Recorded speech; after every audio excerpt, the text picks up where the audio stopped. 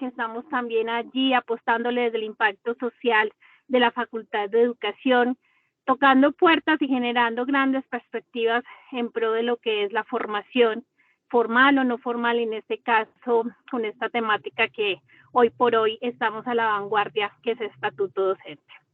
Desde allí, un cordial saludo y bienvenido para todos los participantes, para quienes han hecho posible este encuentro de saberes, este encuentro de aprendizajes también, y estas comunidades que poco a poco van trascendiendo, van trasegando y se van fortaleciendo.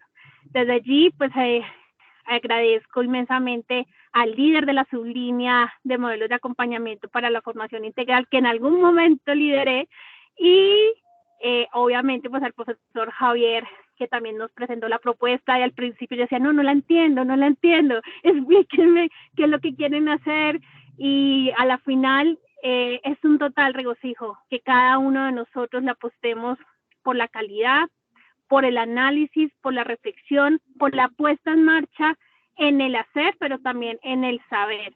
Así que, como dice nuestro proyecto educativo institucional, vamos a aprender viviendo, que es lo más importante, sirviendo, sintiendo, y también les dejo una de tarea porque son 4. Viviendo, sintiendo, sirviendo, y Elber les dará en unos instantes cuál es el 4 saber y verbo que desde el proyecto educativo institucional estamos compartiendo hoy por hoy y que queremos evidentemente trascender. Entonces, con estas palabras damos por inicio este conversatorio, agradeciendo a ustedes como participantes, organizadores, a quienes nos acompañan, y por parte de la decanatura y de la dirección que hoy por hoy represento, les agradezco que me den la oportunidad de haber dado esta bienvenida. Feliz día para todos. Muchas gracias, doctora. Feliz día, doctor. Feliz día igualmente, que llegue muy bien a sus compromisos laborales. Bueno, yo voy a presentar antes que nada también a la profesora Jamie Alexandra Moreno Soste. Ella es representante de los egresados de la Universidad Pedagógica Nacional, es licenciada y magíster en docencia de la química en la Universidad Pedagógica, especialista en gerencia educativa de la Universidad de La Sabana, es actualmente estudiante de doctorado en educación de la Universidad de La Plata en Argentina. El profesor Alexander Pareja se excusa, no tuvo una situación de salud que le ha impedido hoy compartir con nosotros. El profesor Javier Andrés Moreno es también maestro, es profesor de la maestría en educación de la Corporación Universitaria Minuto de Dios, es estudiante del doctorado de la Universidad de La Plata en Argentina, es magíster en docencia de la matemática, especialista en matemática aplicada, licenciado en electrónica y es activista del colectivo magisterial Tejer en Bogotá. Entonces, con ellos pues vamos a conversar la dinámica y a todos los participantes les agradezco tener sus micrófonos pues apagaditos mientras no sea necesario la intervención. Ellos van a ir conversando, vamos también a formular tal vez algunas preguntas que bien puedan hacer todos en el chat, pues precisamente para profundizar en este ejercicio. Bueno, antes voy a tomarme una breve lectura de una editorial que hace un tiempo sacó la revista de FECODE, revista de Educación y Cultura, precisamente sobre la lucha por un estatuto docente para la dignificación precisamente de la profesión docente en Colombia. Generalmente para cuando es mayo, por ahí para ese tiempo, el día del profesor, el día del maestro en Colombia, pues se hacen reflexiones bonitas, hay flores, chocolatinas van y vienen, aunque ahora menos, pero bueno, todavía hay detalles, sobre todo de los más chiquitos en las escuelas con sus profesores. A veces el gobierno nacional hace algunos saludos al magisterio, salen memes de gratitud a la labor docente, pero se vuelve a veces un momento nomás del año, se vuelve una cuestión de expresión de sentimientos, y la labor docente, el reconocimiento a la labor docente que es fundamental en el desarrollo de los pueblos, en la construcción de comunidad y en el desarrollo de la ciencia y la tecnología, porque la labor docente, si bien es todo un proceso para toda la vida, no solo desde luego en un ejercicio escolarizado, sino en todas las otras formas de educación que podemos desarrollar en nuestra sociedad. Entonces, esta apuesta por pensarnos la dignificación de esa profesión docente, pues requiere desde luego una serie de condiciones, de posibilidades, desde luego de luchas, desde luego de contradicciones, de debates, porque precisamente la profesión del docente está enmarcada en la construcción del conocimiento y sería contradictorio un ejercicio docente silenciado, sin debate, sin miradas diversas, sin mayor argumentación, no sería realmente. El ser docente implica una serie de convicciones, de búsquedas, de pensares y sentires diversos y eso precisamente pues alimenta el ejercicio pedagógico, el ejercicio académico y la construcción del conocimiento. Bien lo decía en esta revista editorial, decía, se requiere abordar la conceptualización de la profesión docente y rescatar en ello su definición como intelectual. La dignidad de la profesión docente se basa en que la primera condición para el ejercicio de su labor es su permanente reflexión sobre la práctica, iluminada por la teoría, la conceptualización y la dialéctica continua, que le permitan al docente preocuparse creativa y rigurosamente del ejercicio de su profesión. La lucha por la dignidad de la profesión exige reivindicar el sitio preponderante de la formación.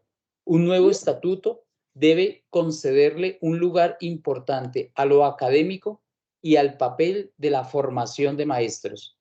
La formación debe ser requisito para el ingreso a la carrera, pero además debe ser un eje presente que de manera continua y constante haga presencia, acompañe y estimule ejercicio de la profesión. Se debe insistir en el rol que la pedagogía cumple en el ejercicio de la profesión. Es la pedagogía como saber la que relaciona la enseñanza con el aprendizaje y proporciona los fundamentos necesarios para que el docente pueda articular su condición de intelectual y el acumulado académico de su formación con el ejercicio de su práctica real, su experiencia en el trabajo diario, que es la experiencia diaria en el aula. Bien, con esto ubicamos este diálogo que tenemos ahora y es en Colombia, actualmente, en este momento de la historia, existen dos estatutos docentes a la vez, dos estatutos. Uno creado bajo el decreto 2277 de 1979 y el otro decreto o el otro estatuto bajo el decreto 1278 de 2002. Son dos decretos por una serie de situaciones, hay unas miradas donde el primer decreto, el 2277 del año 79, fue concertado entre el gobierno nacional y las bases del magisterio, sobre todo también la representación, desde luego, sindical de los maestros del sector público. En esas dialógicas, pues, se creó ese estatuto docente. Luego, antes del 2002, antes del decreto 1278, se pensó la necesidad a los tiempos actuales de mover ese decreto. Sin embargo, desde la mirada de algunos, desde luego, docentes, desde algunos colectivos, desde algunos análisis, el decreto 1278 nace más desde una política de gobierno de aquel entonces, entre la transición del gobierno del expresidente Andrés Pastrana y el expresidente Álvaro Uribe Vélez, se crea este decreto 1278. El decreto 1278 recoge un poco menos, o en gran medida, la concertación desde la voz de los docentes, desde la voz de los colectivos, desde la voz de los grupos de maestros en Colombia, y obedece a una serie de políticas, vuelvo y digo, estructurales que en este momento pues aún están siendo regidas actualmente. Y se ha venido, después de ello, desde luego se ha venido hablando, discutiendo, queriendo implementar otro estatuto, un estatuto único.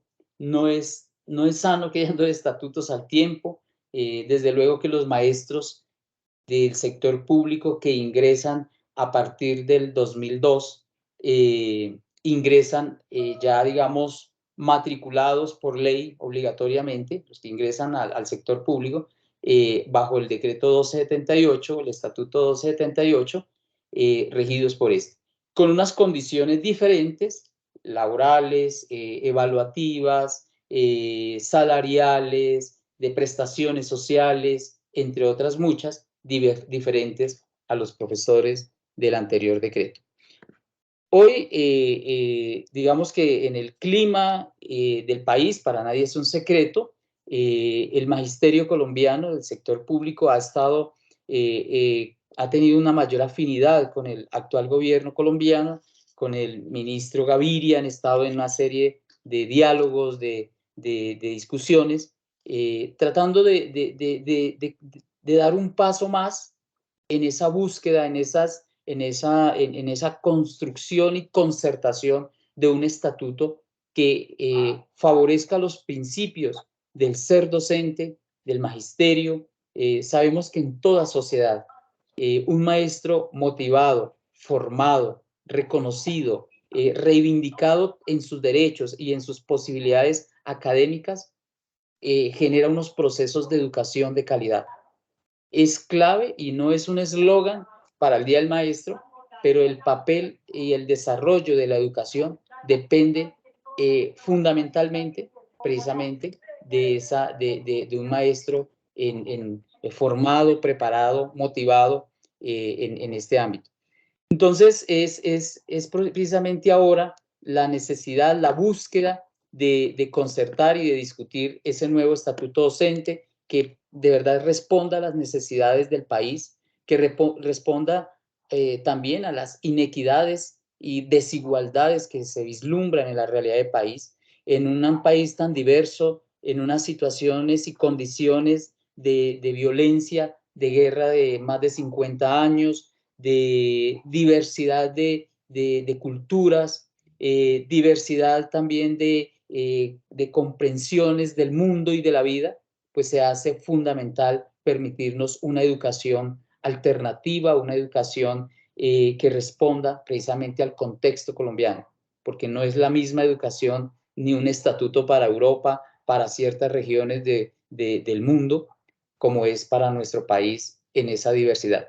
En ese panorama es que hoy vamos a dialogar, les decía, las preguntas de acuerdo a los diálogos que se van a ir dando. Les agradecemos que las vayan colocando en el chat y bueno, vamos entonces a lanzar una primera pregunta, profes, aquí, es ¿qué significa precisamente para los educadores del país un estatuto docente? ¿Cuál es la clave, lo importante y lo determinante en este momento? La construcción de un estatuto docente. Profe, vale la palabra a la profe Alexandra. Bueno, muy buenos días para todos y para todas. Buenos días.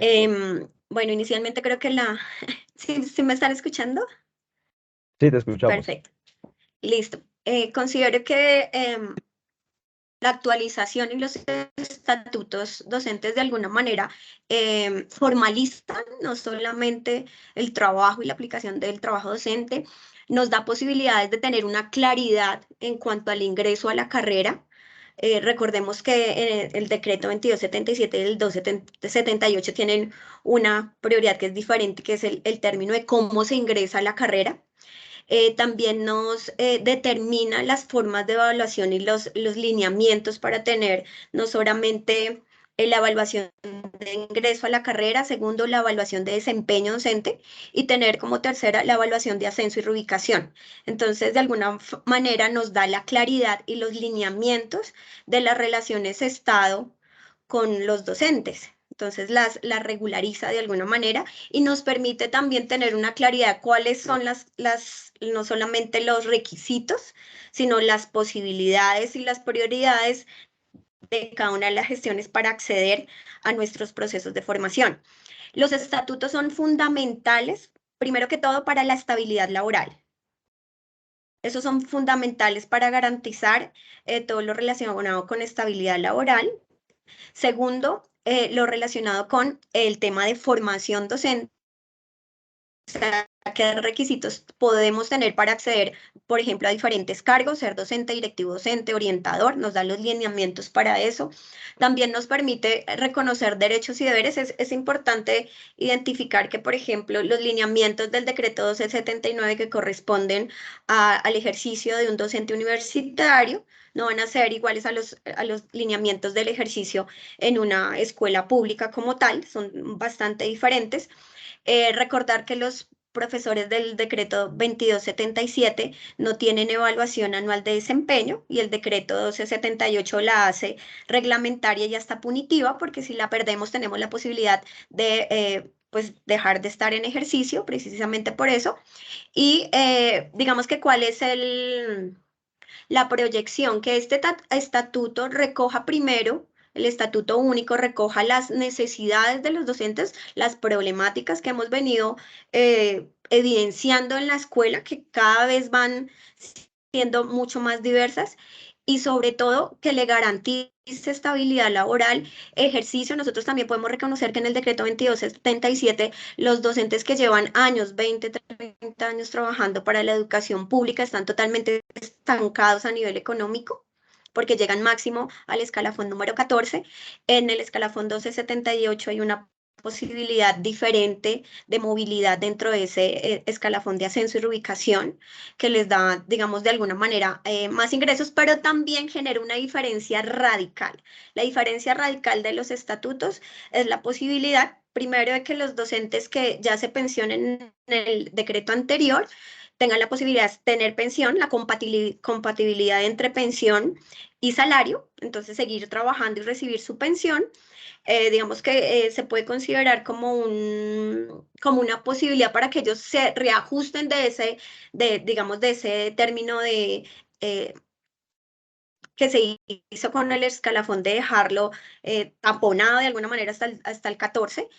Y el 1278 se termina, digamos, en este caso a nivel pensional, de regir por los términos de la ley 100. Entonces, solamente nosotros vamos a pensionarlos con el 65% del promedio del sueldo del salario, perdón, de los últimos 10 años. Entonces, ahí radican las diferencias básicas en la evaluación y en los términos salariales de ascenso y reubicación. Por eso el estatuto nos da los lineamientos de carrera, de ascenso, de ingresos económicos y nos hace una diferenciación en los tipos de docente que hay. Por eso es muy importante no solamente reconocer la conceptualización de los tipos docente, de directivos docente, lo que quiere el perfil, y revisar cómo las políticas públicas están rigiendo esos términos y cómo se regula eso. Revisemos, por ejemplo, en el último examen de ingreso a carrera, el perfil que tenía la evaluación. El perfil que se hizo en la evaluación fue de un docente cuidador, no de un docente académico o investigador. Entonces, son, digamos, dos connotaciones diferentes de los perfiles que quiere la administración, ¿sí?, hacia los docentes y lo que se necesita dentro de la educación pública para poder laborar, pues, en esos contextos. Muchas gracias. Profe Javier, muchas gracias a ti, profe Jamie Alexandra.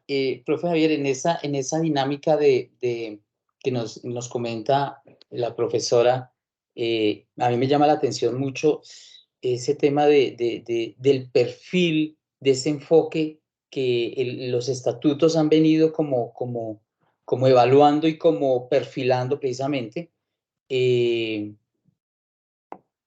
¿qué se espera de un nuevo estatuto docente? ¿Hacia dónde debe caminar y qué significa en esa misma medida para los maestros y para la educación esa propuesta del nuevo estatuto docente que se está debatiendo?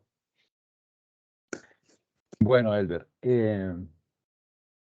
yo creo que hay bastantes miradas ahí y uno pues también tiene como que empezar a mirar pues cuál es el contexto que se está moviendo, ¿no? Digamos que cuando salía el decreto 2277, pues veníamos evidentemente de una mirada muy precaria de lo que eran los docentes. Recordemos que antes de eso, casi que todas las nóminas estaban básicamente pues ajustadas a lo que tenía que ver con juegos de azar, que es lo que tenía que ver con las licoreras. Inclusive pues de ahí viene, digamos, esa idea, ¿cierto? Que a los maestros nos pagaban con cigarrillos y nos pagaban con aguardiente, ¿no? Y que eso pues nos servía básicamente como unos elementos de transferencia para ir a intercambiarlos por la comida, por el transporte, bueno, por todas las necesidades básicas. Entonces, claro, aquí hay un empuje, ¿cierto? Importantísimo, y es cuando, por lo menos, recuerdo ahorita muchísimo a Alberto Carvajal, ¿cierto? Sale de la costa, o bueno, después de bastantes, digamos, movimientos y luchas, empiezan a hacer como la marcha del hambre, ¿no? Nuestra famosa marcha del hambre, que es uno de los referentes, digamos, de lucha históricos que tenemos nosotros como docentes, porque a partir de la marcha del hambre, ¿cierto? Que salen de Santa Marta unos docentes y llegan acá a Bogotá, digamos, toda esa construcción que se realiza a partir de eso, pues lo que hace y genera es, primero, pues una dignificación, ¿cierto? Por parte de la sociedad. Ya entonces no se mira al docente, digamos, de esa forma, digamos, como tan precaria que teníamos, sino que ya se empieza a establecer que efectivamente debe haber por lo menos unas relaciones mucho más directas entre el Estado, ¿cierto? Y el docente, ¿no? Entonces, surge ahí el 2277, que es un estatuto que a muchas miradas, pues es un estatuto bastante garantista, ¿no?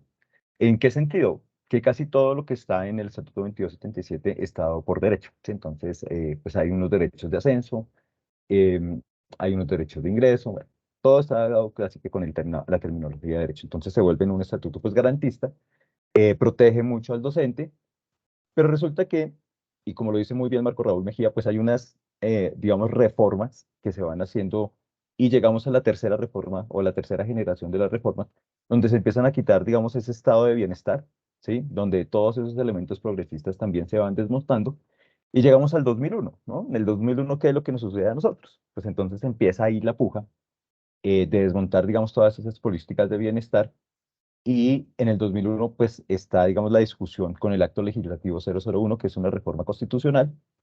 Y digamos que ahí empieza también a vislumbrarse el 715, que básicamente es el que como que crea el Sistema General de Participaciones. Pero fijémonos que todas las políticas que están ahí es una política de desmonte, ¿sí? Digamos, la mirada que está en ese momento, pues es básicamente empezar a quitarle, digamos, esos derechos que tendríamos los docentes y empieza a entonces a relevarlos, pues básicamente por lo que nosotros conocemos ya en el 2002 como el decreto 1278, ¿cierto? Entonces, ¿qué es lo que sucede en esta, digamos, gran coyuntura con respecto al 2001? Pues en el 2001 pues vemos ese desmonte que tenemos en todas las políticas.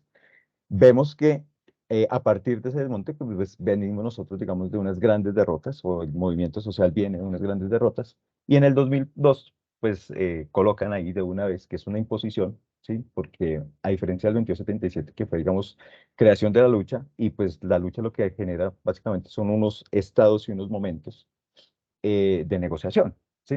1278 no tiene esa característica. 1278, si uno lo reconoce en algún momento, es básicamente como la imposición que hubo a partir de la mirada global que tenemos del desmonte, ¿cierto? De los derechos y de ese estado pues, de bienestar que se está pues, construyendo. ¿Qué es lo que sucede? Entonces, lo que sucede básicamente es, tenemos, digamos, unas grandes derrotas, ¿sí? A nivel social. Después viene el decreto 1278, nos define, digamos, unos parámetros, los cuales más adelante vamos a empezar a definir, pero básicamente, digamos que esa regulación que se tiene a partir de ese decreto, pues básicamente lo que nos va a llevar a nosotros es a un retroceso, por lo menos en términos sociales, que hemos vivido. Acá, digamos, lo importante, y es que desde el 2002 empieza la discusión, ¿cierto? Empieza aquí una discusión, primero, pues porque hay dos decretos que están funcionando actualmente, el 2277 y el 278, en donde convierten a unos, ¿sí? O por lo menos hay unos, digamos, unos perfiles, o no unos perfiles, sino hay una mirada frente a unos docentes y hay otra mirada frente a unos docentes cuando ejercen exactamente la misma labor. Entonces tenemos básicamente dos mediciones para la misma labor que estaríamos ahí construyendo. Entonces, ¿qué es lo que pasa? Pues inicia toda esta discusión con respecto a qué sería lo mejor, ¿cierto? Y digamos que las discusiones pues se han ido dando en todos los niveles, en todos los sentidos, hasta que llegamos a, digamos, este punto, que es la propuesta, ya ahora ellos lo colocan como propuesta, que es la propuesta borrador del nuevo estatuto por parte de FECOT, ¿no? ¿Cuál es el ambiente que tenemos histórico acá? Sí, pues tenemos, digamos, un gobierno de cambio, en donde básicamente lo que dice es, bueno, venga y solucionamos aquí todos los problemas, ¿cierto? ¿Cómo definimos, y lo podemos mirar básicamente, cómo definimos nosotros esas regulaciones, o sí, esas regulaciones que tenemos entre el Estado y los educadores, ¿cierto? Entonces miremoslos en términos de su profesionalización, miremos en términos de garantizar pues, que la docencia sea ejercida por los mejores educadores que sean idóneos y buscar pues una educación de calidad entre todos. Entonces, llegamos a este momento histórico en donde es importantísimo porque, claro, aquí básicamente lo que vamos a entrar a mirar de aquí en adelante, pues son absolutamente todas esas regulaciones que vamos a tener con el Estado, ¿sí? Los educadores y con el Estado. Y evidentemente, pues ahí tendrá que entrar un montón de cosas, entre ellos algunos, digamos, principios básicos en términos pues, del ingreso, en términos de la evaluación, en términos del ascenso, en términos del escalafón, en términos de la permanencia, inclusive si uno, digamos, aprovechar también históricamente este momento, pues también tendría que solucionar, por ejemplo, situaciones como la seguridad social, que tendría que ir dentro de su estatuto social, básicamente porque ya sabemos que, a diferencia del 2277 y el 278, sí tiene un componente ahí bastante nefasto, y es que los docentes en el Estatuto 278, pues básicamente están regulados por la Ley 100 en términos de su pensión, ¿cierto?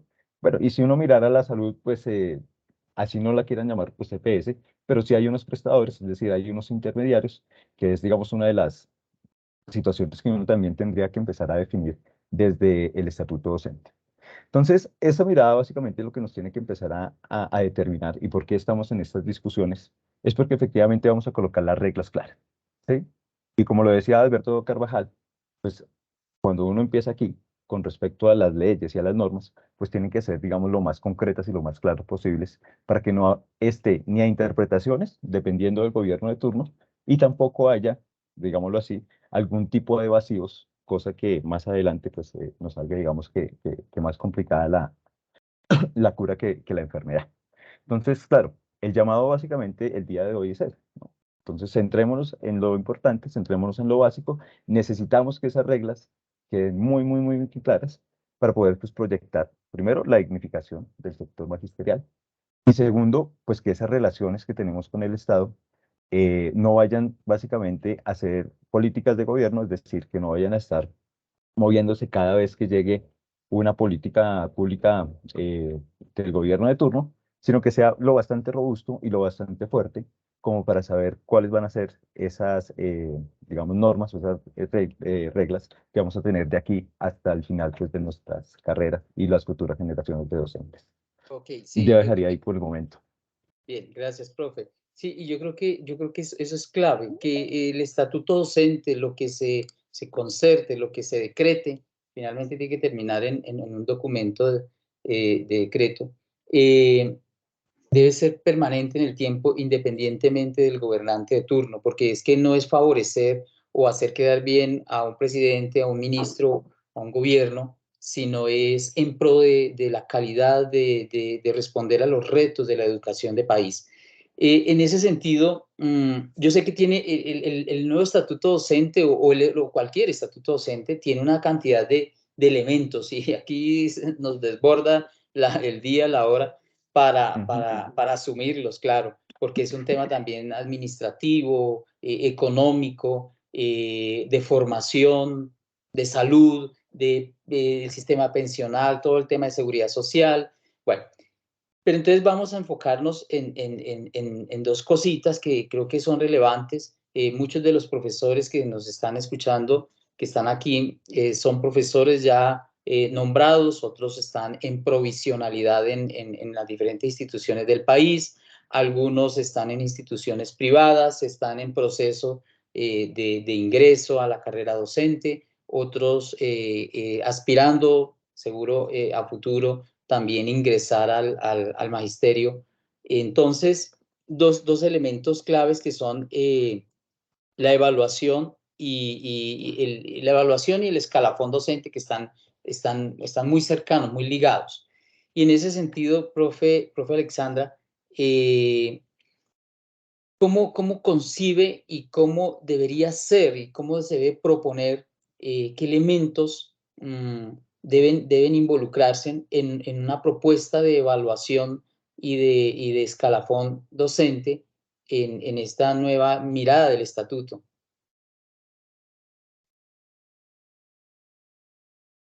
Bueno, yo creo que bueno, además de la negociación del estatuto, hay algo que va mucho más grande, que es una reforma seria al sistema general de participaciones que es a nivel constitucional.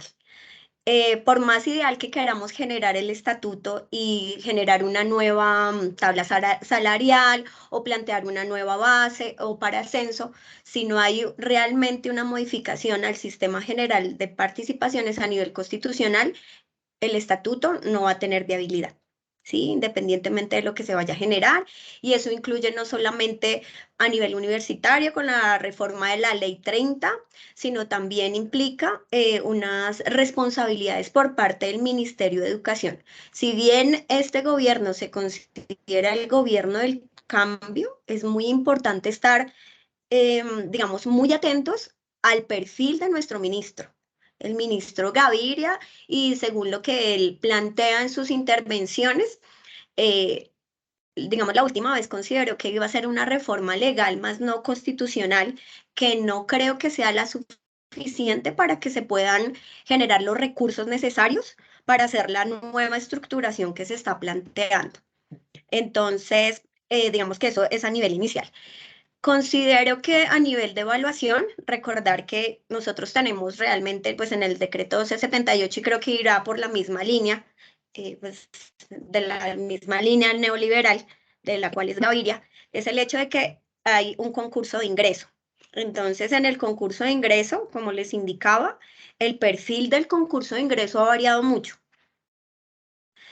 Y, digamos, la perspectiva de ese concurso determina el tipo de docente que quiere el Estado para sus estudiantes. Ese es el primer rango. El segundo, evaluación anual de desempeño. Todos los servidores públicos que ya estemos digamos, entremos a carrera, tenemos la evaluación anual en diferentes aspectos de nuestra gestión pedagógica, de gestión interna a nivel institucional. Considero que, de acuerdo con el nuevo estatuto, hay variaciones relevantes, generalmente según el decreto 3782 del 2007, pues digamos, le dio la potestad al rector para ser evaluador dentro de las instituciones educativas, que no es una función delegable, y en el nuevo estatuto se estaba proponiendo que fuera el consejo directivo. Entonces hay que mirar quiénes integran el consejo directivo, qué tanto intervención tienen realmente o conocimiento de la dinámica que hacemos todos los docentes internamente y las gestiones. Entonces creo que eso es digamos, debemos poner los ojos en revisar las condiciones que nos dan eso, digamos, esa estructura para revisar nuestra posibilidad de tener nuestra evaluación de desempeño, recordando que es determinante según la ley 115 para la continuidad del servicio, o sea, para que nosotros nos puedan destituir o no, es relevante el valor que saquemos. Si es inferior a 60, pues podemos ser, con 2 evaluaciones inferiores a 60, podemos ser sacados de la carrera docente. Y el segundo... Profe Jamie, cuéntame. perdón, le interrumpo una cosita ahí porque no, yo soy olvidadizo. El tema de la nueva propuesta que está ahorita rodando y que se está discutiendo de FECODE del estatuto, el tema de que la evaluación no sea exclusivamente del rector, sino del consejo directivo. Sabemos que en muchas instituciones el consejo directivo pues lo conforman luego un representante de los padres, de los egresados, de los estudiantes. del sector productivo. Pues bueno, uno dice, seguramente hay algunos padres de familia que se interesan, que participan del sector productivo, depende del lugar, pero también sabe uno que a veces perdón que lo diga así tan descuadernado, el primero que nos colabore, que entre al consejo directivo para que nos represente, pero pues no tiene tampoco suficientes formación como para hacer evaluación. Es eso ¿qué valoración? ¿Qué estamos de acuerdo y en desacuerdo con esta propuesta? Pues realmente, precisamente esa es del cuestionamiento que se le ha hecho a FECODE, de escuchar las bases, por ejemplo acá directamente en Bogotá, en la ADE, de que generen unas socializaciones y digamos nutrir adecuadamente de acuerdo a digamos al concepto de las bases, de lo que no estamos de acuerdo de esa propuesta. Esa propuesta lleva bastantes años y pues hasta ahora, digamos, se ha movido, pero también hay muchas críticas porque de alguna manera FECODE, lo que se está negociando ahorita FECODE, pues es digamos, un comité que está en plenas elecciones y en transición de cambio. Entonces no se siente, por lo menos, que haya el tiempo adecuado y suficiente, no solamente para discutir, abordar las bases, escucharlas, socializar, digamos, por lo menos eso se siente en Bogotá. No sé, imagino que en las regiones hay unas dinámicas iguales, peores o diferentes, ¿sí? Pero entonces estamos partiendo que debemos de pronto para algunos, porque hay unos cambios significativos y yo digo, bueno, las personas que estaban, cuenta, Javier, ¿vas a comentar algo? No, termina tu ¿No? intervención, que yo quiero ahorita hablar un poco sobre lo de la evaluación, que me parece súper interesante ahí, pero si quieres termina. Listo. Entonces, el caso es, bueno, que nosotros tengamos realmente una revisión, un espacio para criticar y para construir de acuerdo a las visiones que tenemos, porque lo vuelvo a decir, es determinante para nuestra profesión y sobre todo para nuestras condiciones laborales de aquí para allá. Entonces, va a generar nuevos cambios hasta para los decretos al decreto anterior que se mantenga. Entonces, no es algo que sea superficial o banal de revisar.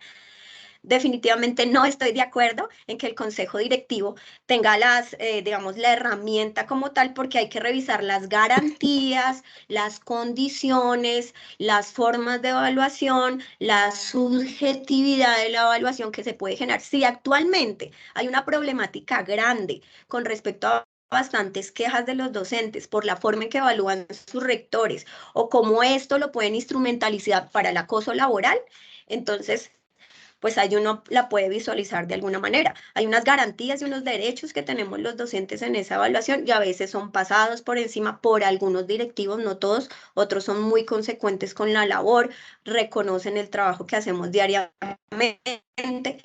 Entonces es eso, revisar las condiciones en las que se haría, porque eso también incluye cambiar, modificar otros decretos. O sea, el estatuto incluye no solamente generar un estatuto, sino modificar, por ejemplo, el decreto 1850, que es relacionado con el aspecto del horario laboral, las horas de clase, todas esas condiciones necesitan afectar o modificar o generar nuevos cambios en otras leyes y creo que es algo importante en ese sentido. En cuanto a la evaluación de ascenso, nosotros podemos reconocer que en el 1278 perfectamente el gobierno nacional nos puede congelar en esos procesos hasta 6 años. La intencionalidad, y eso lo hemos visto ahorita en la lucha que tuvimos con el gobierno anterior para que por fin permitieran a los 8.000, como les decimos habitualmente, acceder a su proceso de formación que están ahorita en este momento para lograr ascender. Los que estuvieron muy cerca de pasar y están en este momento en el curso de los 8.000. Entonces, llevamos prácticamente 4 años congelados nuevamente, en donde no se ha generado un nuevo concurso de ascenso ni reubicación. Ahora estamos en total vilo porque antes, digamos, con el examen que estaban haciendo para ascenso, anualmente se estaba realizando, no todos pasaban, que fue como la brecha. Cuando se consideró el video digamos, la gestión fue demasiado lenta, pero permitió que unos compañeros que no habían pasado pudieran lograrlo a través de ese instrumento. Sin embargo, era demasiado tedioso y se convirtió en mil cosas. Ahora, pues se supone que ya no va a haber video, pero quedamos en un vacío total de digamos, de los lineamientos o cómo vamos a ser evaluados para lograr ascender o reubicarnos actualmente. Entonces, es importante revisar y proponer cosas nuevas, no esperar a que nos impongan, sino proponer nuevos elementos que realmente den respuesta a lo que nosotros podemos, no solamente a nivel de experiencia, investigación, toda la labor docente interna, pero esos procesos de formación requieren inversión por parte del gobierno nacional. ¿Sí? Eso no se puede, la calidad no se puede, y más en las condiciones en las cuales estamos ahorita en todas las escuelas y universidades públicas del país. Sin elementos, sin infraestructura, sin inversión, con las uñas de lo que podemos trabajar con cursos de extensión o con lo que llegue por estudiante. Entonces, si no hay una real inversión en la economía y en la educación pública, pues es muy difícil que se generen otras propuestas y que sean viables con respecto a la visión que se tenga o que tenga el gobierno o el ministro de turno de lo que se quiere en la educación. Sí, profe, y es que el tema de la evaluación, antes de darle la palabra a Javier, es que la evaluación como sea, sobre todo la evaluación para el escalafón docente, para el ascenso, reubicación, no debería ser, la evaluación está en pro de aprendizaje. Desafortunadamente nuestro sistema educativo, el escolar, en maestros y todo, es una evaluación, ya tú lo decías, punitiva en algunos casos, es una evaluación para medir cosas, ¿sí? Para promover nomás, pero realmente no para gestionar y autogestionar los procesos de mejora, de profundización y de aprendizaje. De hecho, sí, hacer un video, pues uno no va a hacer una clase normalita, sino que se arma la clase, se trae lo que sea y le pone luces y acción y movimiento y todo lo que quiera. Y a ver si la clase de pasado mañana, después de que grabe esta, va a ser siempre más o menos así tan preparada. Primero, pues no hay tiempo para preparar una clase suficiente por toda la dinámica de las clases, de los chicos, de la realidad del sector público en educación. Entonces, pues no estoy aprendiendo, o sea, aprendo para dar una clase o grabar una clase. Pero es ahí donde viene la cuestión y es cómo evaluar o cómo generar procesos evaluativos que me ayuden y que me exijan a mí como profesor mejorar mis procesos pedagógicos, ya tú lo decías, de investigación, de producción académica, también de impacto social en la comunidad, de hacer mi proceso pedagógico mucho más efectivo. Profe Javier. Sí, mira, lo que yo quería marcar ahí es, pues básicamente, hay que reconocer que en el 1278, cuando entra la palabra evaluación, es básicamente desde el control, ¿no? Es un dispositivo de control que tenemos, pues básicamente para regular al docente. ¿No? Pero no para regularlo en pro de mejorarlo, sino simplemente en pro, simplemente de estar limitando pues todo su nivel de acción. ¿A qué me refiero? Piense que en el 2277 la evaluación pues no existía, ¿cierto? Pues no, había otras miradas frente a lo que era la evaluación, pero en el 1278 ocurre algo muy perverso, ¿sí? ¿Qué es lo que ocurre? Amarran lo que es evaluación por ascenso. ¿Mm? Es decir, ahí de una vez, cuando te están diciendo que para ascender tienes que pasar la evaluación de competencias, que es una de las que tenemos nosotros, pues automáticamente lo que te están diciendo es, pues nosotros vamos a empezar a controlar efectivamente, número uno, todas las dinámicas que se estén desprendiendo. ¿Sí? Y lo voy a colocar en la siguiente perspectiva. La evaluación, nosotros siempre la hemos como caracterizado en términos de que es un proceso sistemático, continuo, de regulación, que recoge información para tomar decisiones y que todo el mundo llegue a lograr los objetivos. Eso digamos que sería un concepto que podríamos estar manejando. Sin embargo, cuando nos hablan de evaluación y lo amarran con el ascenso, pues ni les interesa mejorar, ni que todos lleguen a los mismos objetivos, ni que sea formativa, ni que sea diagnóstica, ni que uno, no. O sea, digamos que todo ese discurso que efectivamente uno estaría construyendo a partir del concepto de lo que es evaluación, pues en estos términos no se aplica, ¿sí? En estos términos va a lo que estás diciendo, que es una evaluación totalmente punitiva. ¿Qué es más punitiva? Pues es punitiva básicamente porque se castiga a partir, digamos, de la calidad de vida que se ve reflejado en un sueldo o en un salario. La otra cuestión es que cuando nosotros hablamos de evaluación de desempeño, claro, la evaluación de desempeño, pues es el trabajo que se hace en el aula, ¿cierto? Ahí tenemos los protocolos que nos están dando, pero uno lo que se tiene que preguntar es en realidad para qué es la evaluación, ¿sí? Si la evaluación es básicamente para controlar al docente o si la evaluación sí tiene unos fines, ¿cierto? En términos de mejorar. Y si es en términos de mejorar, ¿por qué entonces no hacemos una evaluación colectiva? Es decir, ¿por qué no nos miramos institucionalmente e institucionalmente nosotros colocamos, ¿cierto? El término de evaluación de desempeño, pero en pro de una comunidad, en pro de un colectivo. En vez de estar colocando pues, la evaluación, digamos, de una forma individualizada, que ejerce control, como lo decía en algún momento Jamie, se vuelve para algunos, desafortunadamente, en la evaluación chantaje, ¿no? Entonces, a partir de eso, pues efectivamente, digamos que se pierde también todo lo que tiene que ver con la concepción de una evaluación. Entonces, ni mejoramos, ¿cierto? Ni nos diagnosticamos, ni tenemos esa evaluación formativa o permanente. O sea, no tenemos absolutamente ningún tipo de concepto. Entonces, claro, llega la evaluación de desempeño y básicamente lo que va a hacer es, digamos ahí, tener una situación de control en términos de lo que se hace día a día y en lo que podríamos, digamos, estar como solucionando en términos de la institución, en términos de la escuela.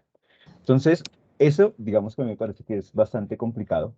Primero porque no hay o sea, todos esos discursos y todas esas cosas que hablamos, inclusive que discutimos dentro de nuestras mismas clases, en la formación de nuevos docentes, en las mismas discusiones que se dan en todos los foros, pues eso no es, digamos, esos discursos de evaluación no llegan, ¿sí? O sea, no se ven reflejados en lo que nosotros tenemos en la evaluación de competencias y en la evaluación de desempeño. Entonces, lo que yo diría, lo que indicaría ahí básicamente es que miremos el desempeño, ¿sí? Pero el desempeño para qué y por qué. Y en esos términos uno tendría que no mirarse, digamos, en forma individualizada, sino en términos colectivos. Pensémonos en una evaluación institucional para la evaluación de desempeño. Y lo otro que sí me parece rescatable muchísimo de lo que es la propuesta de FECODE es que ya no está amarrada la evaluación, ¿cierto? Con el ascenso, ¿sí? El ascenso, digamos que es una organización a partir de criterios, entonces los criterios que establecen son los mismos que se defienden en el 2277, que es básicamente la producción académica, la experiencia y los títulos. Entonces, fíjense cómo, digamos, esta mirada, por lo menos en ese sentido, estoy pues bastante de acuerdo. De una vez deja por un lado la evaluación y deja por un lado lo que tiene que ver con ascenso, es decir, no lo amarra. Entonces, ahí sí uno puede empezar a hablar efectivamente de lo que sería la conceptualización de una evaluación y ya podríamos entonces retomarla para, digamos, hacer una evaluación de tipo institucional. Y voy a cerrar básicamente con lo que estaban planteando hace poco, y es, digamos, las discusiones que se le dan a esto que es tan importante, que no es un tema menor. ¿Cómo le estamos dando la discusión a esta nueva propuesta que tiene FECO? Entonces, primero, pues hay una asamblea federal que se da en la ciudad de Cali, y resulta que el articulado o esta propuesta se conoce un día y se quería aprobar a los 2 días, ¿sí? Entonces, digamos que eso no tiene presentación. Es decir, una cosa que no es nada menor, ¿cierto? Que se tiene que discutir a partir de las bases, pues no se puede estar, digamos, aprobando en 2 días. Y cuando digo aprobando en 2 días, porque nadie conocía el articulado y a los 2 días pues llega ahí y sobre. Claro, hay unas presiones, pues la gente se molesta, evidentemente, por lo que nosotros conocemos, frente a cuáles son las miradas que debería tener la base. Se da un tiempo, ¿sí? De un mes, pero pues que en un mes, y sobre todo porque es diciembre y enero, ¿sí? O sea, no es en realidad un mes, pues evidentemente tampoco hay el tiempo para discutirlo. Se da un poco más de tiempo, pero lo que nos hemos dado cuenta acá es que es muy evidente que esto, que no es un tema menor, necesita más discusión. ¿Qué se debe plantear? O inclusive creo que en estos momentos está la Asamblea de la ADE reunida y asistí a un conversatorio en donde se planteaba que por lo menos a eso tiene que dársele un año bien planificado a partir de ponencias institucionales, es decir, que cada colegio saque su ponencia, se pueda reunir, esas ponencias pues los llevemos a las UPZ, en el caso de Bogotá, y los llevemos después pues son los circuitos y que se pueda recoger evidentemente. Porque es que también había una situación ahí incómoda y es que, por ejemplo, en el primer plazo que dieron como de un mes, las propuestas iban hasta el 25 y FECODE se reunía el 26. Es decir, ¿en qué? 2 horas, 4 horas, 8 horas, ¿cómo iban a recoger, digamos, todo el sentir de los docentes? Entonces eso primero pues es una burla, ¿cierto? No tiene presentación. Y segundo, pues lo que necesitamos es tener una discusión muy profunda frente a temas como estos. Podemos empezar con el lenguaje, ¿sí? Que queda muy, muy abierto, entonces queda la interpretación pues de cualquier gobierno. Podemos empezar por los faltantes, digamos que la lucha de los provisionales ahí no está concretada. Básicamente lo que hacen es recoger lo que ya está, pero por ejemplo no está muy claro lo del retén social, ¿no? Entonces, básicamente, ¿qué pasa con las personas o con los provisionales que de un momento a otro tienen que dejar sus cargos y tienen unas enfermedades pues, gravísimas como cáncer? Te voy a colocar ejemplo. ¿O qué pasa, por ejemplo, con las madres que son cabezas de familia? Eso hay una conceptualización desde lo jurídico que se llama retén social, pero no lo recoge el estatuto. Otra discusión es la necesidad del servicio, ¿no? Entonces, en términos de la necesidad del servicio de los provisionales, si hay un cargo en el Estado que durante 5 años, ¿cierto? Está, pues es porque ya se necesita que se haya formalizado, que se, llamémoslo así de planta. ¿Por qué no se ha hecho eso? ¿Sí? Porque tenemos provisionales de 10, 15 años que inclusive después de todo ese tiempo van y le dicen, no, es que necesitamos una maestría o un doctorado para que usted continúe a partir del sistema maestro o el que tiene la secretaría, pero entonces definitivamente el docente, pues, por estar solucionando su día a día, no ha tenido tiempo pues, para cualificarse. Entonces, y eso pensándolo desde el punto de vista de Bogotá, sí, que tenemos la universidad a la esquina, pero ya cuando pensamos, digamos, en otras condiciones materiales, como los territorios, pues entonces la situación se vuelve mucho más compleja. Dejaría ahí por el momento. Vale, profe. Profe Alexandra. Pues en ese sentido, ya que tocas pues, el caso de, de la provisionalidad, por ejemplo, hay entes territoriales que no le reconocen los cursos de posgrado a nivel salarial a los docentes, ¿cierto? Ahorita hay situaciones que están sucediendo acá en Bogotá que son delicadas y que deberían ser de atención de la federación y no solamente del sindicato territorial. Casos en que nosotros hemos pasado un concurso de ingreso, tenemos un perfil laboral, tenemos la condición de querernos trasladar a un espacio institucional diferente, ya sea por cercanía, bueno, por N mil situaciones, y resulta que ahora, digamos, en las entidades de nómina, están colocando perfiles de los subperfiles. Pongo un ejemplo. Entonces me quiero trasladar, hay una vacante para sociales, pero resulta que el rector exige que para ocupar esa vacante, la persona que llegue debe ser sociólogo. O además debe tener, por ejemplo, el certificado de ser C1 en inglés, ¿sí? Entonces hay unas condiciones que están exigiendo a nivel institucional ciertas instituciones educativas que exceden y de alguna manera vulneran, porque si esa persona no cumple esa condición, el rector no lo recibe. Independiente o a pesar de que haya pasado un concurso que le da el derecho de ocupar una vacante. Entonces son situaciones que no son de menor atención y que están ocurriendo en este momento.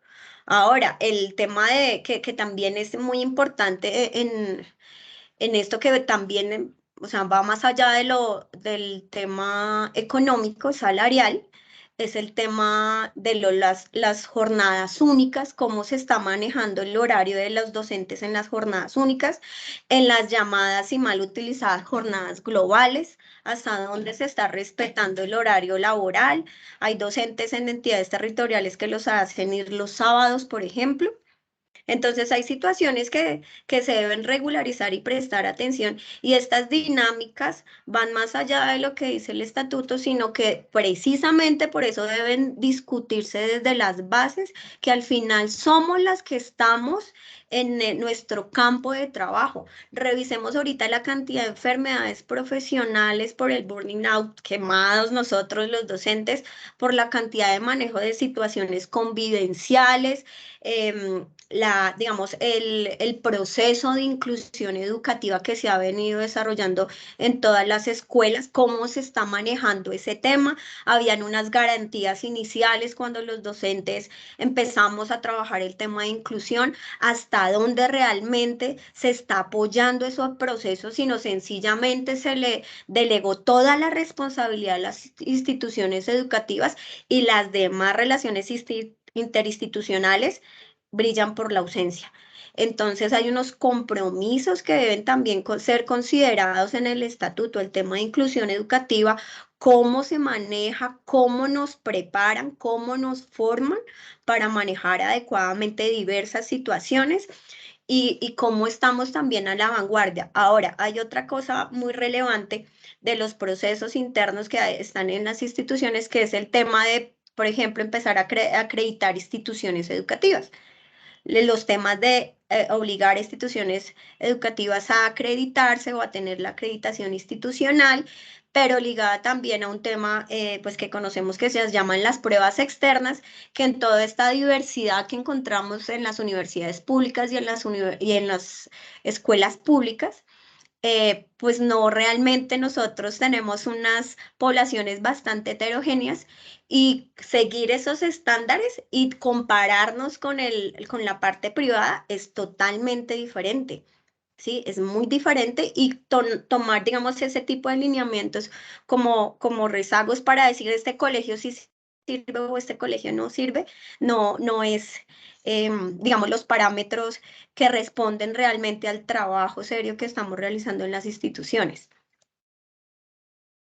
Profe, sí, en ese sentido, bueno, le voy a lanzar la pregunta, pero antes, pero para que la vayan pensando, sobre el sistema de puntos, precisamente en el escalafón, cómo es que funciona. De pronto algunos lo han leído más, algunos lo han leído menos, ya le damos ahorita también la palabra al profe Joemir. Pero antes de eso, hay una, y usted lo ha tocado, hay una continua comparación, ¿no? Entre el sector, los colegios públicos, los colegios privados, hay culpas, van y vienen, el tema influye mucho, infraestructura, condiciones, recursos, pero también hay situaciones que hay colegios que no tienen mayores recursos del sector privado, que funcionan muy sencillos y han logrado ciertos niveles de crecimiento, no solo por un tema de pruebas de estado, porque es que las pruebas de estado es una cuestión que no está tampoco diciendo en profundidad la calidad de la educación, ni siquiera las pruebas internacionales PISA y las demás no miden realmente la calidad de la educación, que va más allá de una prueba precisamente, sino son las condiciones y los desarrollos de pensamiento que construyen las comunidades educativas, los niños, los padres y como tal el ámbito escolar. Entonces, en ese orden, hay esa crítica. Es posible también y no es un secreto que en algunas instituciones, en algunos maestros, se relajan mucho, tanto en su proceso de formación, en su autoexigencia y actualización, en su autoexigencia pedagógica, en esa responsabilidad vocacional que tenemos del acompañamiento, de los procesos con profundidad, con calidad. Los niños a veces dicen, no, es que tal profesor, no, ese ni va. Claro, hay situaciones como la que tú nombras de salud muy fuertes, hay muchas ausencias por todo un tema laboral, de estrés, de situaciones. ¿Cómo se puede abordar eso? ¿Cómo también se puede lograr, digamos, exigir un poco más al maestro sin volverse un yugo, pues ahí, pero sí generarle unas mejores condiciones para que haga mejor y su compromiso y su formación se dinamice en ese proceso de acompañamiento?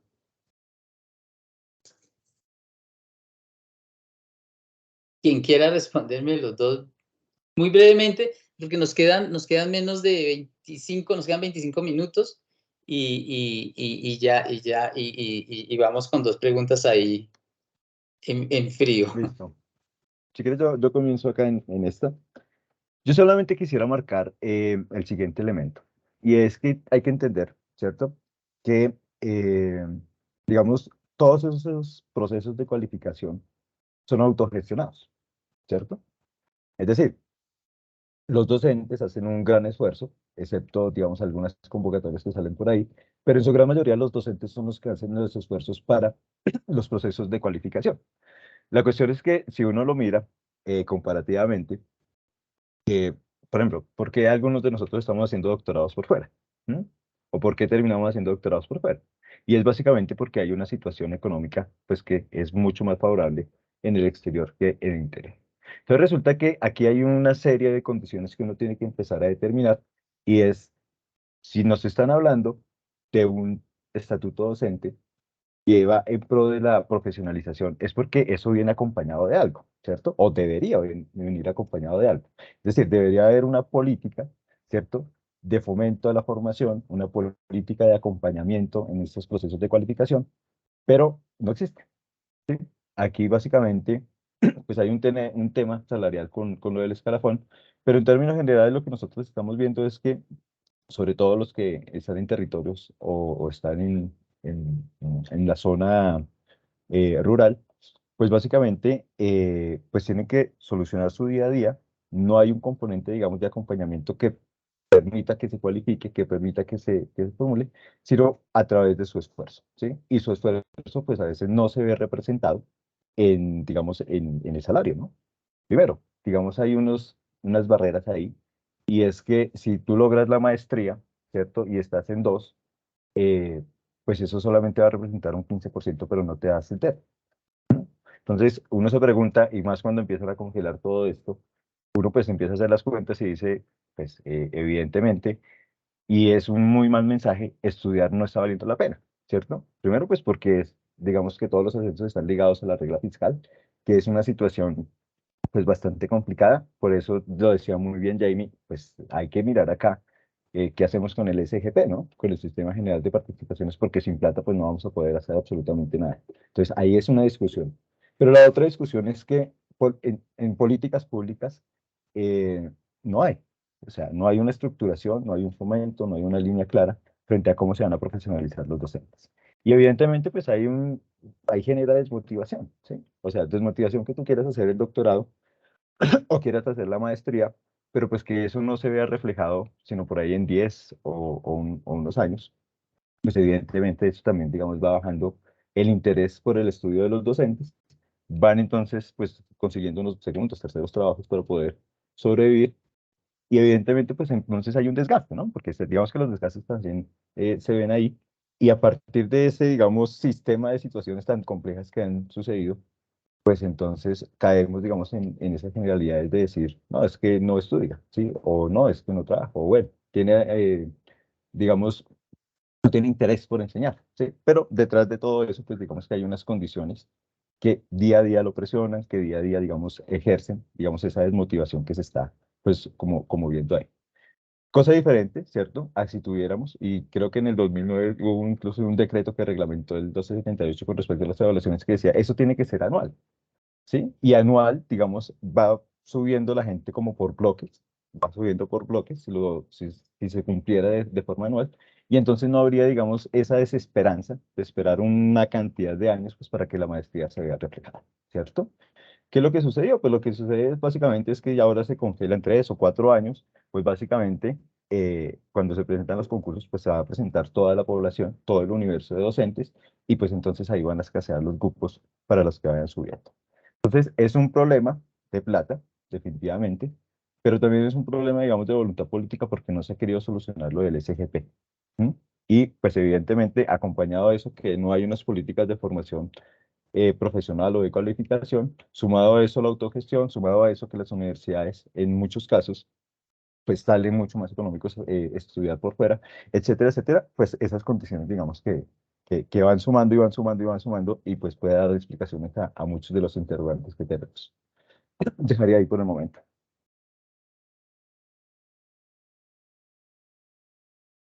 Bueno, en ese término considero que sí es importante la autogestión no solamente, sino pues el acompañamiento a nivel institucional del trabajo del docente, pues que es el que más reconoce las situaciones de su contexto.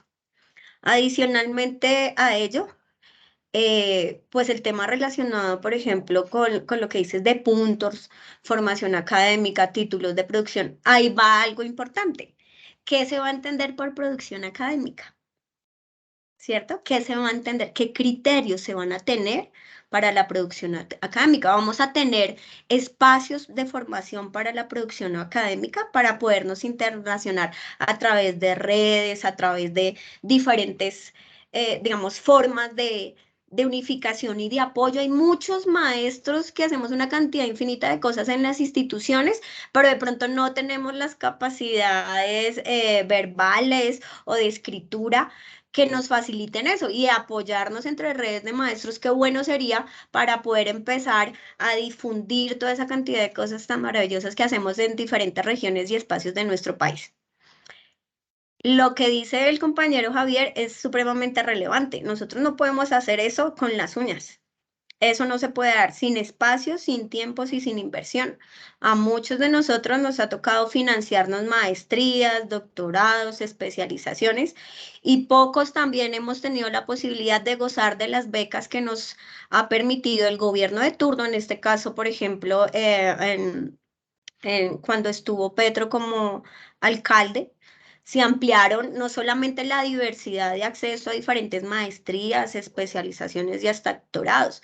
La última convocatoria que hicieron para doctorados fueron 10 a nivel nacional con una serie de criterios impresionantes que pues muy pocos tenemos el tiempo o la disposición para llegarlos a cumplir. Entonces es bastante seleccionado el grupo que puede acceder, y a los que no, pues entonces tenemos que empezar a mirar recursos, a sacar préstamos para poder acceder a nuestro proceso de formación y tal vez en un futuro lograr ese ascenso. Entonces, cuando no hay una relación entre inversión y cómo se reconoce esa inversión, cómo se le reconoce al docente ese tiempo, porque es que empecemos por ahí, pues nosotros para estudiar y para investigar necesitamos tiempo adicional de nuestras universidades, tiempo adicional pues de la cátedra universitaria, la cátedra que damos en las instituciones, en las escuelas públicas. Se requiere tiempo y espacios, ¿sí? Y también espacios para difundir. A veces, lamentablemente, las becas se desconocen, no hay una difusión adecuada, o salen de un momento para otro y uno no alcanza a tener los requisitos, o sencillamente está muy limitada. Entonces, si nosotros no ampliamos primero digamos, ese espacio de formación en todos los niveles que es tan necesario, los maestros necesitamos cualificación y actualización prácticamente anual. Los cambios en las dinámicas sociales nos implican cambiar nuestros conceptos, reformularlos, transformarlos, transformar nuestra práctica educativa. Todas esas situaciones las podemos hacer a través de la comunicación, la formación y la unión de red de maestros, que va más allá de establecernos en el sindicato una red académica y de investigación importante, que sea amparada también no solamente por la secretaría, sino por el ministerio. Entonces hay una serie de políticas que se pueden realizar, pero toda esta situación requiere inversión. Y créanme que hay muchos maestros que llevan 20, 30 años dedicados a su labor y haciendo cosas maravillosas en su diario vivir, y que pues afortunadamente han sacado adelante la educación, que la educación no solamente corresponde a las instituciones educativas. La educación hace parte de todas las esferas y campos de lo social.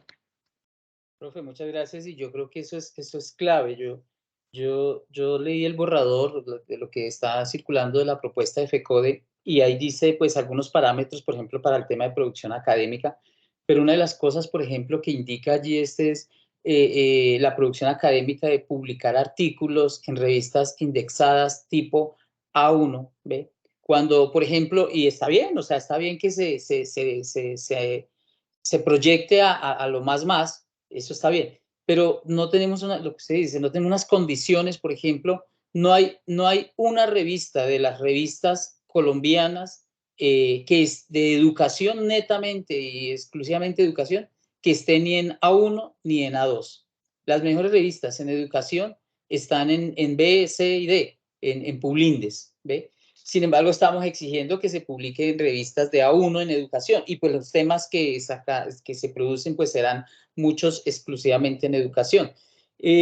Lo otro es que sí, yo creo que es necesario abordar otros formatos. O sea, las publicaciones indexadas está bien, hay también indexaciones internacionales, pero también otros formatos. Ya lo decía, por ejemplo, de esos proyectos pedagógicos que se desarrollan continuos, experiencias pedagógicas muy relevantes de impacto social que a veces no es fácil publicarlas, no son publicables incluso. Hay revistas que piden que tenga que tener una muestra de tanto y una serie de requisitos técnicos y sin embargo la experiencia está ahí, pues no es fácil tampoco sacar el tiempo de dedicarse a la escritura académica cuando lo aborda y lo consume. La dinámica del aula de clases es supremamente muy fuerte.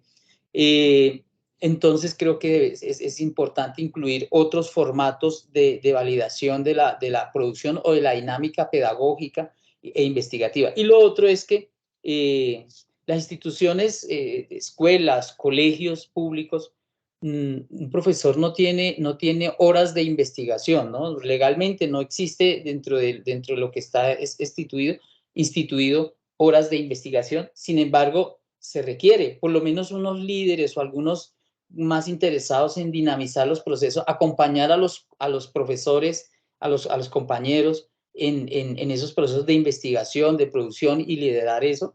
Pero pues claro, necesita descargarle un poco de la asignación académica para dedicarle, pero pues legalmente como está hasta ahora no es posible. Creo que eso es un faltante ahí en el estatuto, en esa nueva propuesta de estatuto docente. Bueno, yo quería darle la palabra ahora a los compañeros que están aquí en el aula, a los demás compañeros, profesores, estudiantes. Si hay alguna pregunta, profe Yoemir, hace rato por ahí, no sé si ya fue respondida la pregunta. Buenos días maestro, buenos días a los maestros que nos acompañan. Yo he escuchado en todo el conversatorio un poco acerca de toda la parte y defensa del docente público, pero también nosotros vemos, y ustedes tocaron algo de los colegios privados, instituciones privadas que tienen algunos beneficios.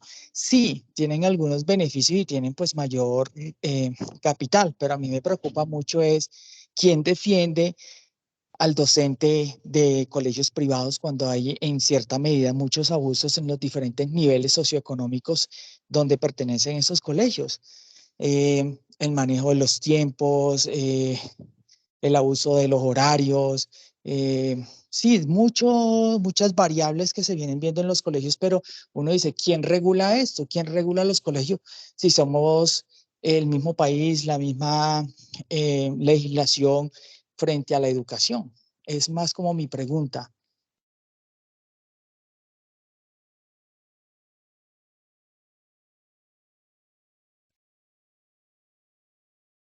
Bueno, yo se la dejo aquí abierta a los... Bueno.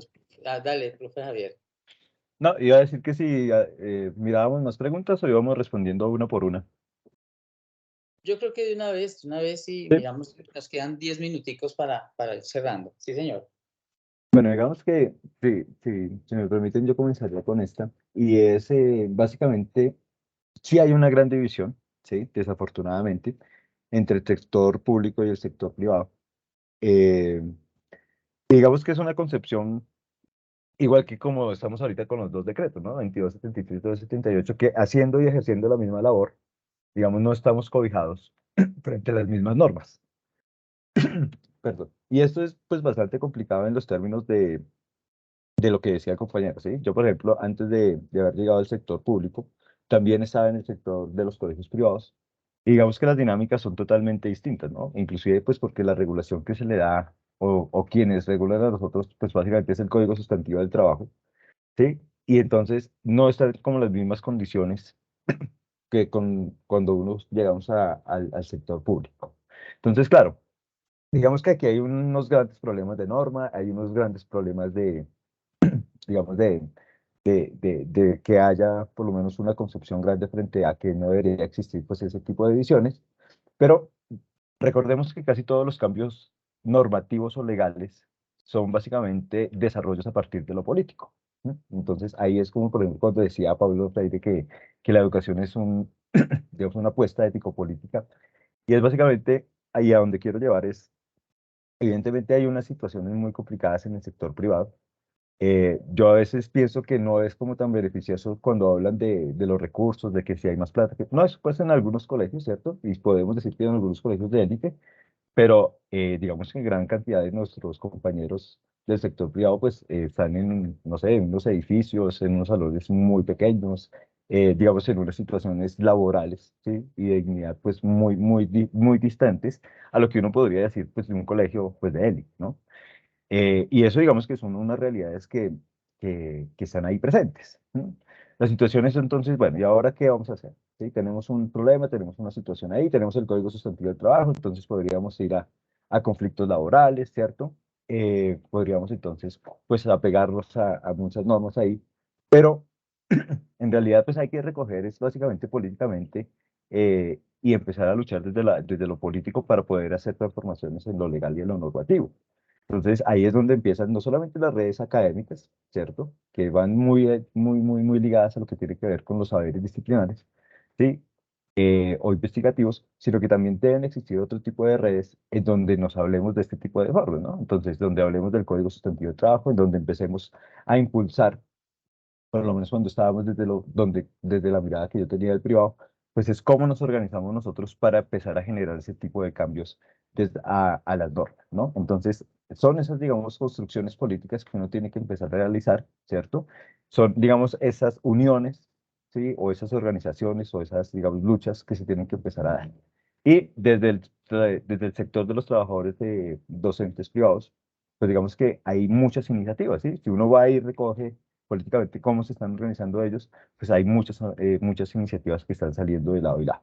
La cuestión es que esto tiene que concluir así como le pasó a FECODE, ¿no? Digamos que antes de que existiera FECODE, pues lo que existían era simplemente, inclusive Azurica es más viejo, tiene más años que FECODE, pero era eso, ¿no? Eran docentes por aquí, docentes por allá, por aquí, y empiezan a generarse un montón de condiciones, ¿sí? Y también a asumir unas situaciones de lucha y a buscar también esa organización que en últimas termina en FECODE, ¿sí?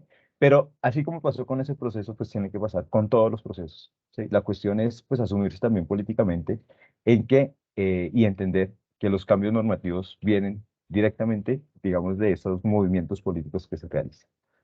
Dejaría ahí por el momento. Bueno, entonces nosotros conocemos pues el artículo 39 de nuestra Constitución Nacional que nos da el derecho a la asociación, que lamentablemente ha sido bastante satanizado en los medios de comunicación y obviamente lo que tiene que ver con la sindicalización.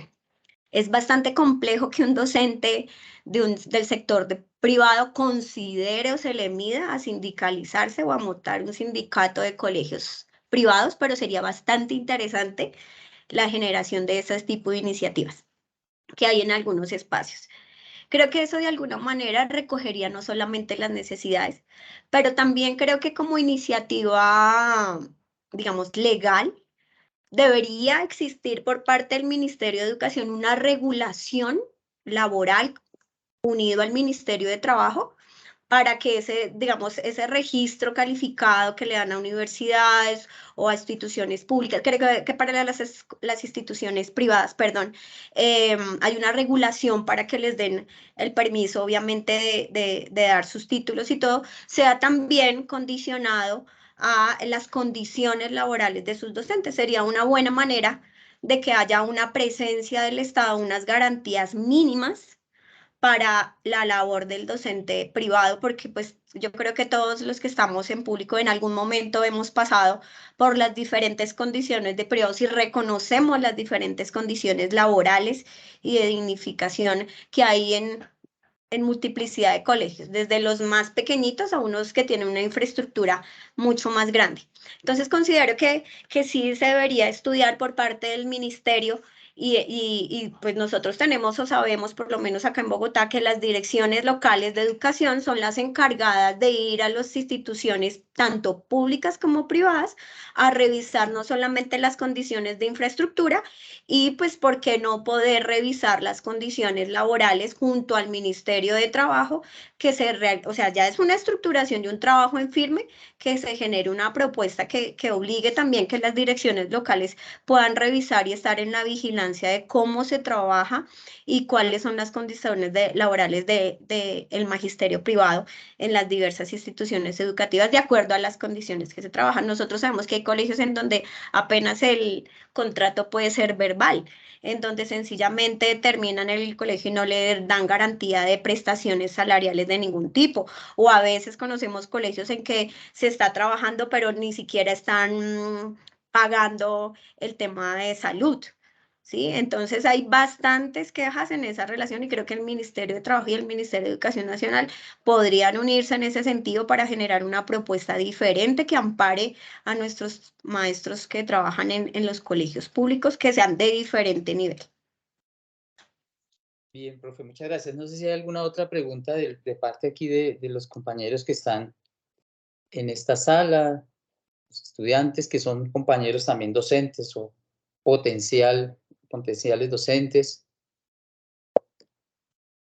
Bien, entonces, pues vamos para ir cerrando y recoger algunas cosas. Creo que ha sido muy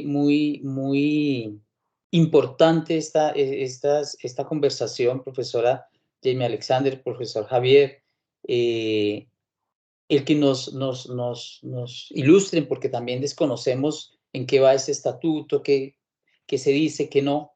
Y esto nos lleva precisamente a pensar en lo que el profesor Tamayo habla de la ontología pedagógica, ese ser de la pedagogía en el profesor que es necesario rescatar, es necesario reivindicar, ¿ve?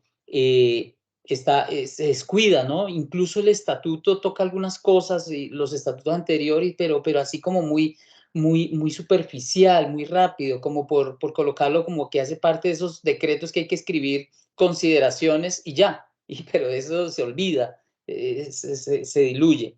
Lo mismo la epistemología pedagógica, la metodología pedagógica, todo este estatuto debe estar orientado a eso, y eso solo se logra. Voy a leer algo aquí que se dice el profesor Martínez Boom habla, dice: mientras se le entrega la inmensa responsabilidad de formar hombres, se desconoce prácticamente la importancia social de su trabajo. Mientras se le exige una gran capacidad profesional, la formación que se le ofrece al maestro se restringe casi exclusivamente a la parte operativa del conocimiento. Se le exige una vocación que supuestamente le viene con la sangre, pero no se le reconoce una identidad intelectual. Arquitecto de sociedades, debe luchar cotidianamente por su salario y su saber como si no fuesen derechos, sino limosnas. Su misión histórica es gigante, pero su vida se debate entre grandes carencias. Esas carencias creo que es lo que debe dinamizarse más, por eso está abierta la discusión, está abierto el proceso, no se agota con un borrador y con este conversatorio, desde luego, sino que todas las comunidades interioricen más esto, porque es que es clave un estatuto, es clave esta oportunidad histórica, que ustedes mismos lo han anotado así, de tener un espacio político, porque también es un espacio político necesariamente, para poder pensarnos la labor del docente, poder pensarnos el futuro de los niños y niñas del país. Algunos dirán que están peleando por sus derechos, por las cosas de los profesores. No es una cuestión de limosnas, no es una cuestión del profesor y para el bienestar del profesor, sino que eso redunda necesariamente y esencialmente en la calidad y en un proceso pedagógico mucho más robusto, mucho más acorde a las necesidades a los retos del mundo actual. Profe John Ricardo, para cerrar, cuéntenos. Muy buenos días, profe Elber, y a los profesores, pues, panelistas.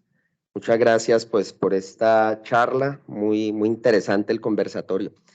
Tenía una opinión, una reflexión y también, pues, planteando dudas si el nuevo estatuto nos llevará a darle un posicionamiento a esos profesores que llamamos provisionales, profesores que llevo 8 años en el magisterio y conozco varios profesores provisionales, incluso que llegan a pensionarse como provisionales, con una cantidad de diferencias con los dos estatutos.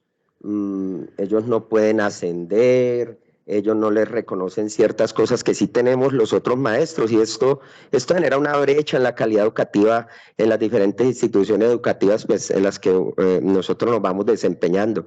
Diferentes clases de contratos, diferentes formas de evaluar los profesores que no son evaluados. Esto genera una reflexión frente a lo que es la evaluación formativa dentro de las instituciones en todos los ámbitos. Muchas gracias, profe, y muchas gracias a los panelistas.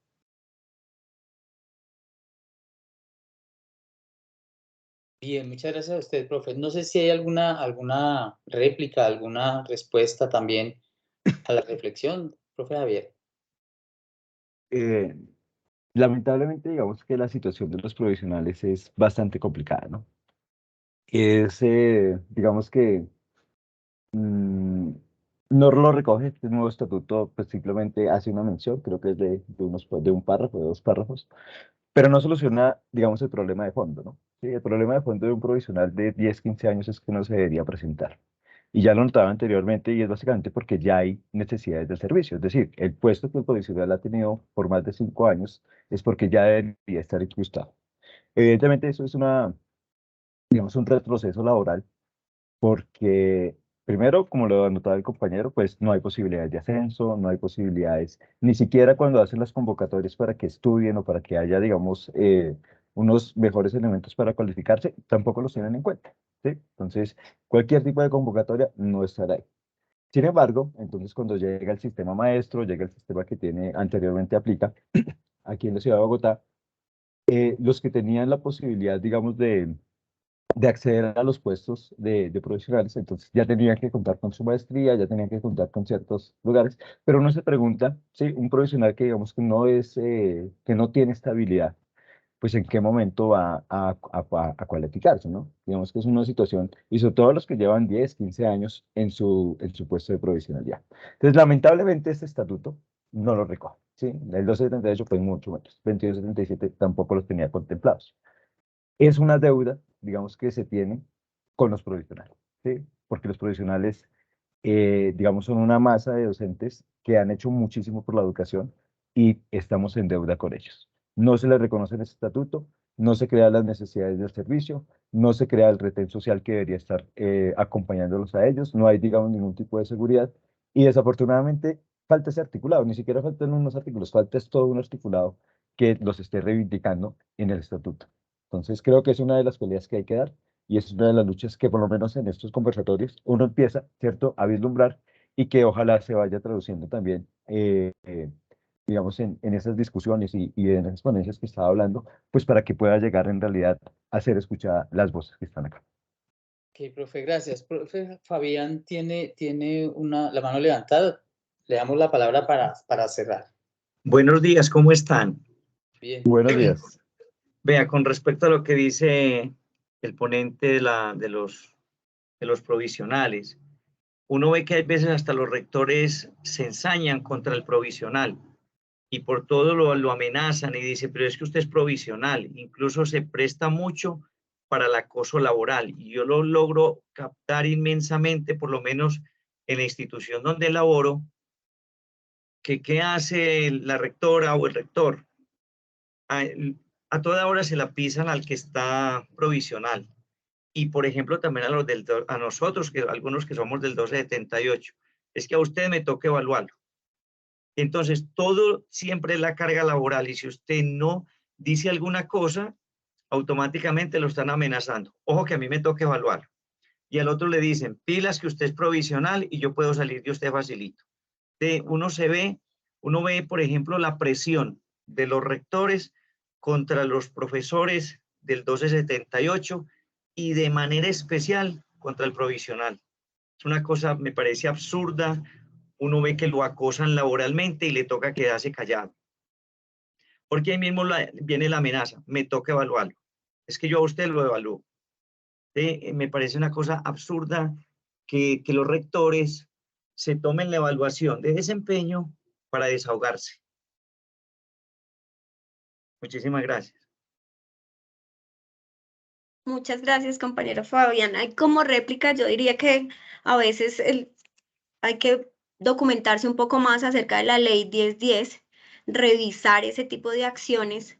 También de parte de las diferentes entidades empezar a humanizar eso que conocemos como la dirección o los directivos docentes, a humanizarlos en el trabajo, en que no necesariamente pueden ser vistos como jefes, sino como pares, que no estamos en pro del trabajo entre una institución educativa y que ese tipo de situaciones no solamente afecta el clima laboral, la estabilidad emocional de los docentes, que estamos afectados desde tantos flancos y visiones, sino es realmente valorar el trabajo que se hace. Una persona que está como provisional realmente tiene una serie de situaciones que no solamente económicas y de posibilidades, que pues de alguna manera se siente ligado a estar como sometido a esas situaciones, pero qué bueno que los directivos docentes, porque no son todos, tengan la reflexión continua de lo que están haciendo de su trabajo y reconocer que nosotros también como trabajadores tenemos derechos, independientemente que tengamos, seamos del 1278,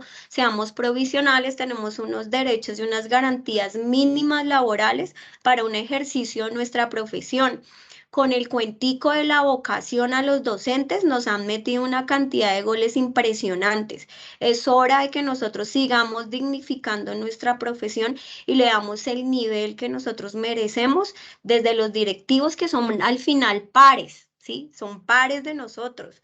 ¿Sí? Son personas que están trabajando en pro de la institución educativa. Entonces, qué bueno que nos miremos y nos respetemos desde ese punto de vista y empecemos a cambiar las dinámicas y a empezar a guardar esos elementos, compañero Fabián, esas situaciones cuando son reiteradas, eh, instigantes, que se puedan ir recogiendo los elementos para certificarlas, se puede generar una denuncia laboral y ir por los instrumentos para generar compromisos de convivencia diferentes, que el comité de convivencia escolar no solamente sea para las discusiones internas de los estudiantes, sino también para esas discusiones internas que pueden haber entre nosotros. En las direcciones locales también hay comités de convivencia que se dedican a revisar los procesos de acoso laboral dentro de las instituciones educativas. Entonces nosotros también tenemos que empezar a documentarnos, a empezar a revisar cómo hacerlo. Sé que no es fácil, sé que eso implica un desgaste emocional, un desgaste complejo,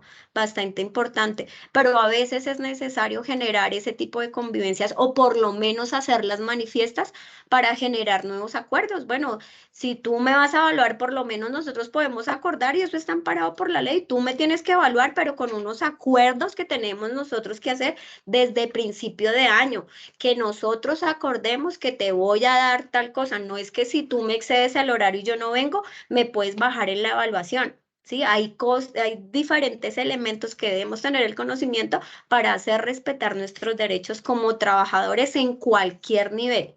Y pues parece ser que este Ministerio de Trabajo por lo menos está aún un poco más atento de las situaciones laborales de los trabajadores en Colombia. Esperemos que se puedan realizar unas modificaciones profundas a lo que están sucediendo, no solamente en los colegios privados, sino también con nuestros provisionales.